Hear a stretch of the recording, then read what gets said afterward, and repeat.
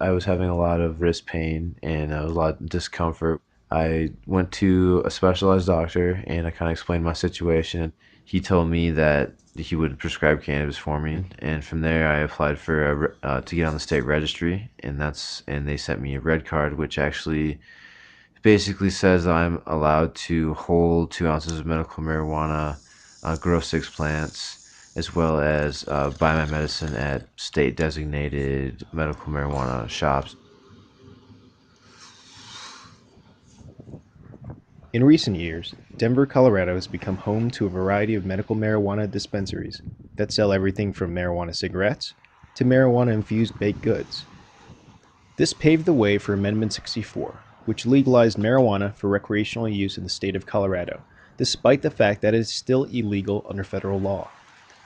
Colorado Governor John Hickenlooper appointed a task force to issue non binding recommendations for what the new laws would look like. The report, slated to be released in early March, will provide guidelines for implementing the amendment. Legislators here are under the microscope.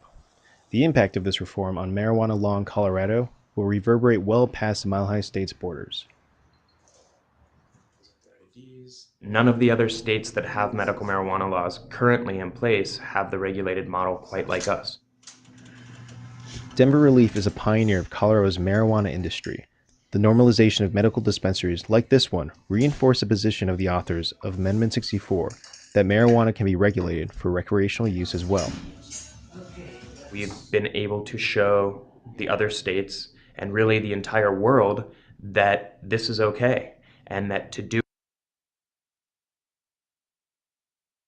it in the fashion in which we have created is a model that works. Amendment 64 passed last November, with 55% of Coloradans in favor of the bill. Colorado and Washington State became the first states to legalize marijuana possession for anyone 21 or over. The state of Colorado stands to gain up to $60 million in annual tax revenue from the nascent marijuana industry. Entrepreneurs are flocking here in search of opportunities, but major challenges loom. Biggest one is how to prevent friction with the federal government, which still considers marijuana a Schedule I controlled substance. If all we were doing was trying to fully implement Amendment 64, we know how to do that, right? It presents no limits on how much can be bought and on who can buy, where stores can be, any of those things. We are trying to temper that or to balance that against the fact that marijuana is still a prohibited substance under federal law, that there has been threats of full enforcement from the federal government, and we're trying to come up with something that both is consistent with what our voters approve, that is true to the spirit of what the voters approve, but also will reduce the possibility of federal intervention. So it's that balancing, trying to keep those two things in mind.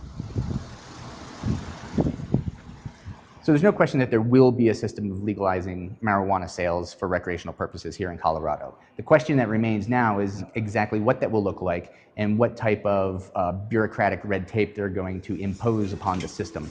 It's been working since January on basically a whole slate of different things, such as packaging for marijuana products, setting up a structure for retail sales of marijuana, looking at thresholds for a DUI. Colorado has largely been immune from the prosecutions and the interventions from the federal government that have gone on in other states. I think a large part of that is because we have a really robust, a really sincere regulatory regime in place here. And I think much of what we do is going to put us in a position where we can say to the federal government, look, we're taking care of this. We're doing a good job with this. This is something careful, thought out. Let us take care of it. The success of Colorado's lawmakers will be measured by whether they can avoid a fight with the federal government, who is concerned about the possibility of marijuana from Colorado reaching other states. There is already evidence of widespread leakage of medical marijuana from Colorado. Once Amendment 64 is implemented, there is reason to believe that the amount of marijuana leakage will increase, ratcheting up the pressure on both federal and state legislators.